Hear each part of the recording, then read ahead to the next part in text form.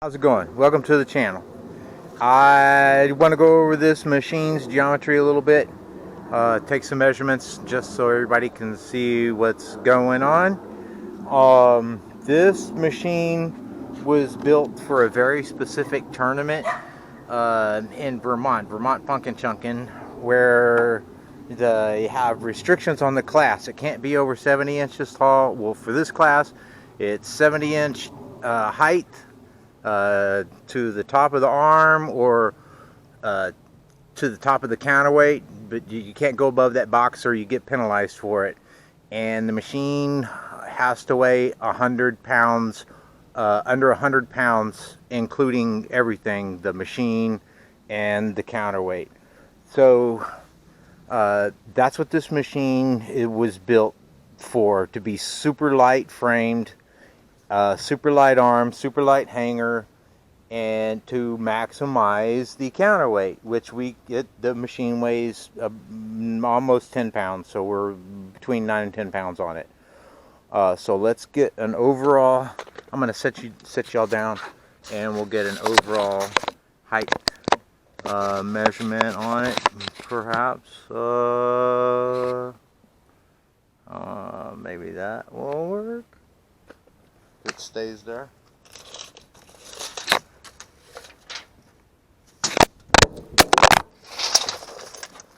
And no, it did not stay there, so let me tighten this, tighten that. Okay, there we go.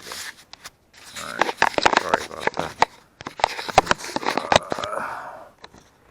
This is kind of a makeshift. I mean, it's a camera stand, but it's not really for this camera. How about that? Can y'all see that? Yeah, I think so.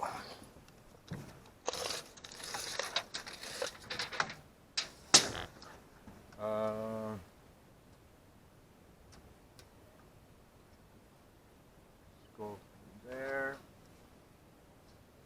We are at 69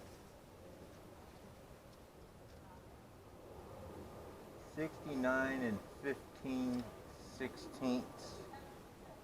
69 and 15 sixteenths. So we are under the 70 inches total height. And let's get us back down here a little bit, because we're going to measure the height of the counterweight.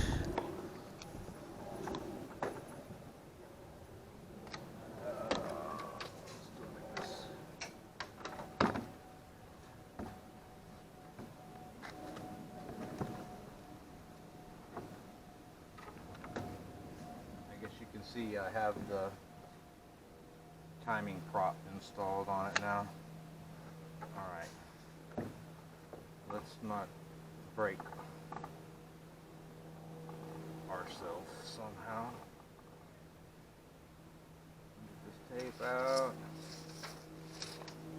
I probably want it on this side.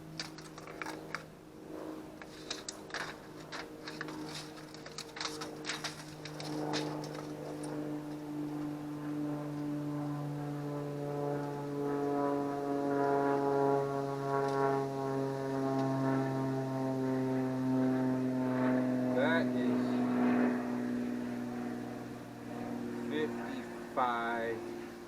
55 inches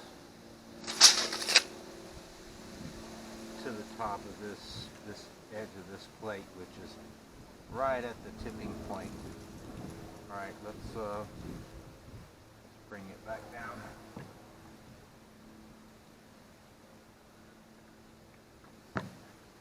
Alright, so it's 70 inches tall, 55 inch height of the counterweight, and you can see we are just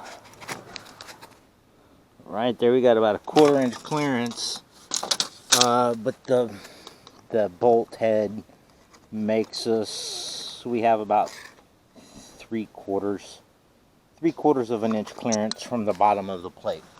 So we're getting like a 54 inch drop.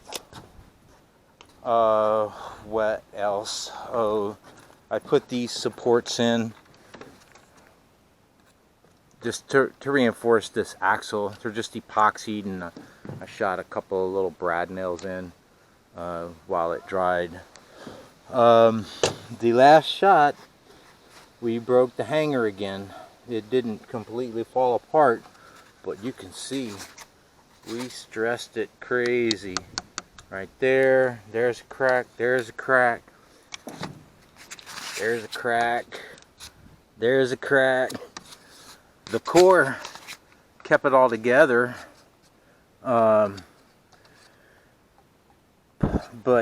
we're gonna have to do something different. Box it out, perhaps. That's what I did on Twisted Whipper, or 15-footer. I boxed it out with 2x6. So that is super stable. I undersized this area right here a little bit. I should have come out further like I usually do.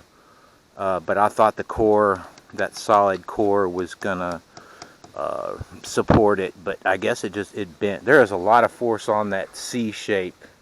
When you pull down here, man, it really wants to open that. So I'm sure it flexed it that way, and that's what broke it there. When it did like that, it just buckled it. And the holes, obviously they lighten it, but they also weaken it. They kind of telegraph where it's gonna break. So I need to bring it out another inch or so, like I normally do, and I should probably go ahead and put a core piece in there, just to see these things kind of flop, you know. So if I had another piece in here, that would stabilize all of that stuff, and we shouldn't break there again. This part is fine. This really did the job of supporting this curve right here. That's where it broke last time. So remake the hanger with more meat here on the back side, and stick a core in there, and then go for it. Anyways, that's I guess that's it. Have a good day. Bye.